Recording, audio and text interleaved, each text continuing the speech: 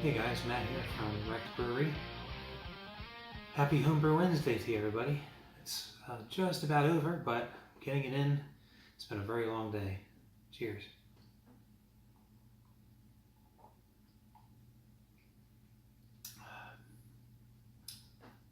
If you can believe it, I still have some of my Municellas kicking around from last summer when I made it. Keg's getting close to being done. So yeah, it's hanging around. It's still really nice, very clear. It's got it's got that sweetness to it. It's very malty lager. It's great. And it's got that same kind of aroma that follows it. Yep. It's been a very busy week. They switched me to day shift, so this week I've been helping out with a test at work. We've been doing sort of like a disaster recovery test, so it's been fun. Just very long days. So a couple things.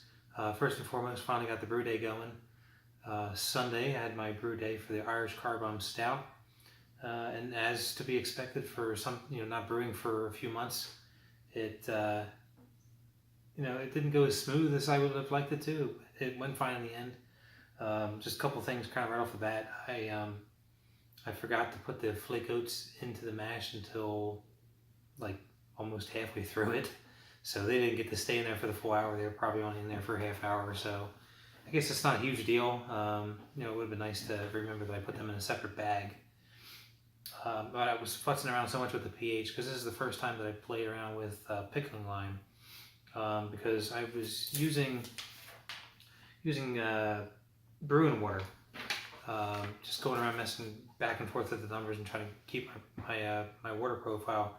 And I just remember from in the past that this thing was pretty close to being about 0.1 or 0.2 pH off for the most part. And so I figured, okay, this thing says that my estimated mash pH with all the numbers I plugged in was going to be about 5.4.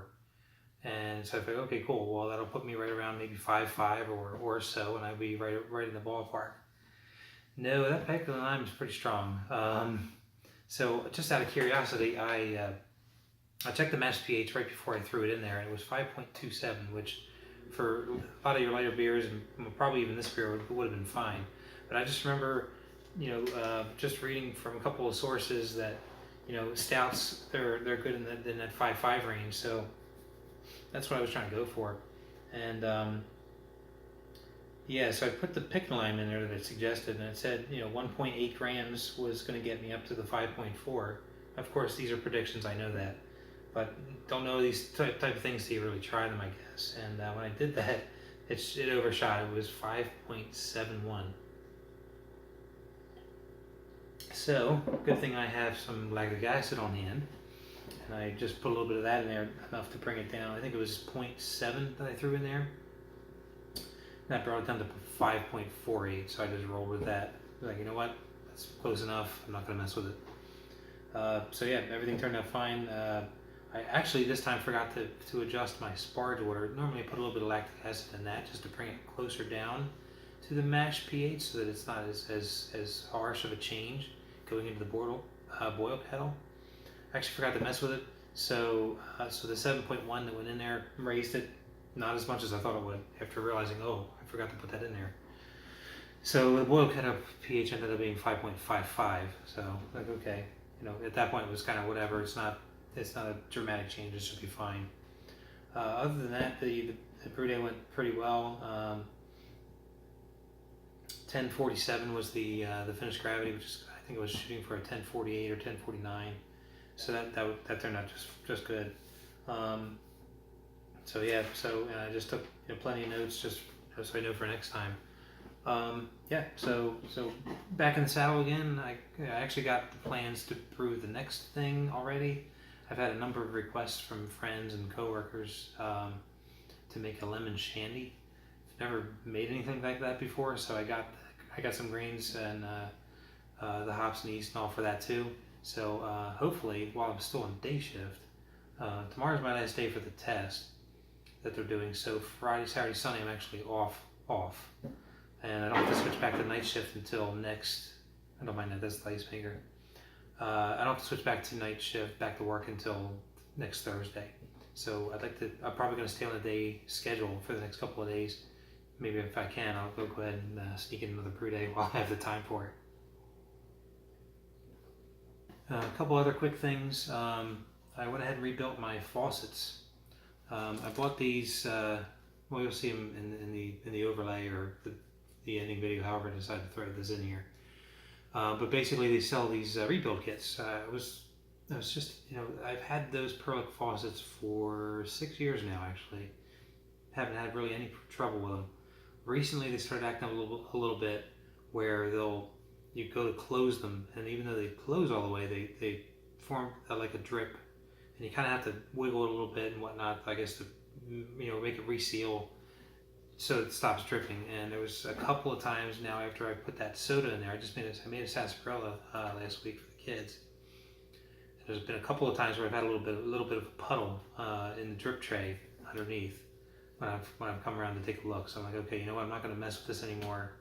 I'm just going to replace these. And then I realized that, well, I don't have to replace the faucets. I can actually sell these rebuild kits. And it's from Keg Connection. And it actually comes with more than I needed, but I swapped it all out anyway. It came with all the stainless steel pieces. I'd imagine that these pieces probably aren't actually bad. I mean, I find it hard to believe that these might go bad, but I don't know. I've never really had any problem with this thing. I'd imagine the biggest issue is these gaskets. And for the most part, they look okay. On the one that was dripping, though, the faucet, the ring that's on the top near the handle, it's kind of like, when I took it off of there, it's kind of like, I guess it was pinched or something. It kind of has a flat side to it. So that probably wasn't sealing properly. Even though the leak wasn't coming out of the top, it was just dripping out of the faucet as if it were on. And then, the rest of these looked okay, but I replaced them all anyway. Put a little bit of keg lube on there, and just replaced these. And this is the seal that butts up against the shank. And the one that came out of there actually has a bit of a groove on it. I don't know if it's just like that from, coming on and off and cleaning it all the time and just got smashed. The new one's not like that, it's flat. So I just replaced them all just to be safe. So yeah. And so they click like new again, and they haven't dripped yet, so cheers to that.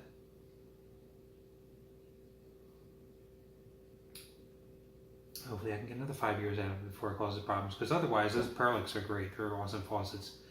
When I put this kegerator together, I paid a little bit more for those, and I'm glad I did. Lastly, before this video gets out of control, because I'm going to put some brew day footage here at the end, took a page out of Kevin Clement's book, and I bought the sodium percarbonate. Because I've been using the OxyClean Free for a very long time.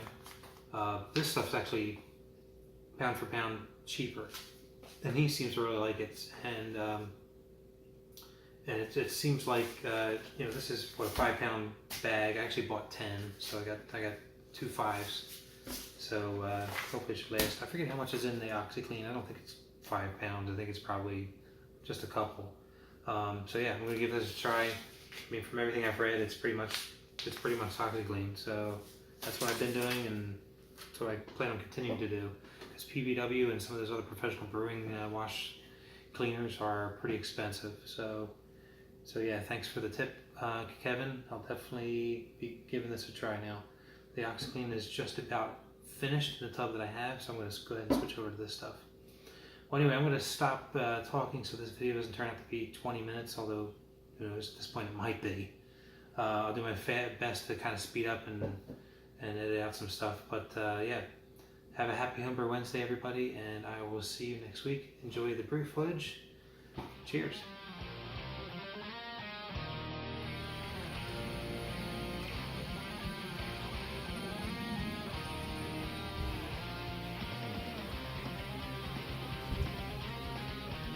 Don't mind the foam, I just ran a little bit of Star Sand through everything ahead of time.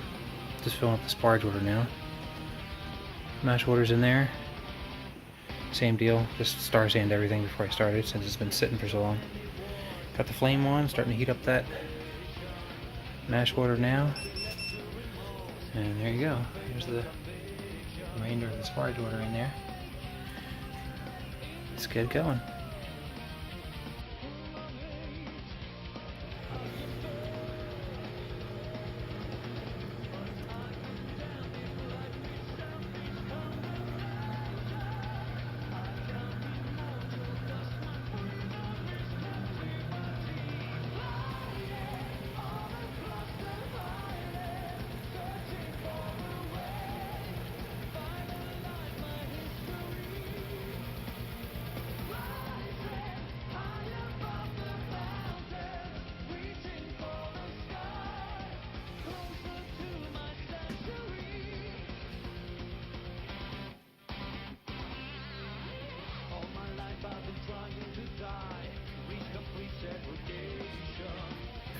Mesh water is ready, so add our brewing salts.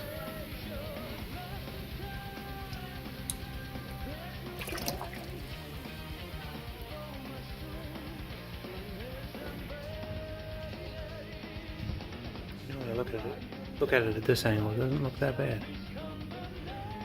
Might have just been the top part of it. The rest looks pretty good. Go ahead and mash in.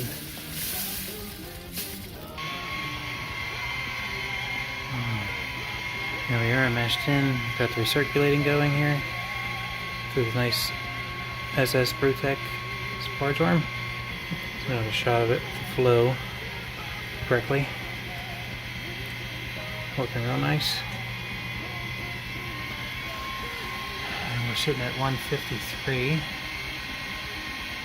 So we were aiming for 152. We'll let it come down a little bit, close it up, and just keep an eye on the temperature. Now the only issue with this setup is I just have to keep kicking the flame on and off because there's no herms or anything, so I just have to keep it turning it on every few minutes just to maintain the heat. Well, it only took halfway through the mash, but after overshooting on the pickling line, a little bit of lactic acid, and got it right down to where I was looking for. I was aiming for 5.5, that's pretty close. And now we're sparging. Trying to get that flow rate correct. Always a pleasure. Love that sparge arm. Works great.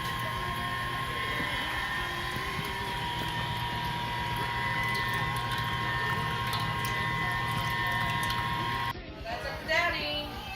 Alright, we're at a rolling boil now, so time to add in the hops.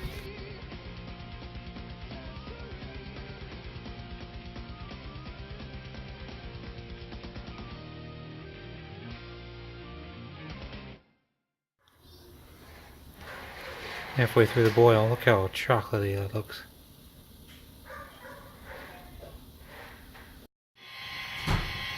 Got a little bit of a whirlpool going. Haven't started cooling down just yet. So it's 185 going through the chiller. Sanitize everything real good. So I'm getting ready to turn on the water to start cooling this puppy down.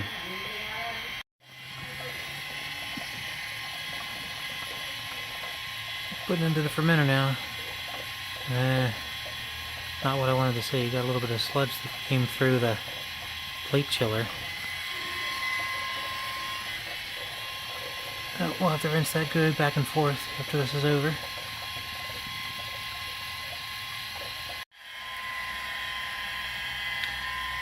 Yep, real ghetto, I know. But if I don't do that, the hoses will collapse.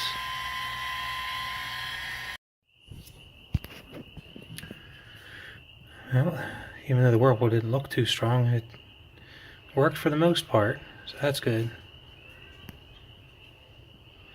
It's only 2 ounces of hops there. Looks like a lot more, doesn't it?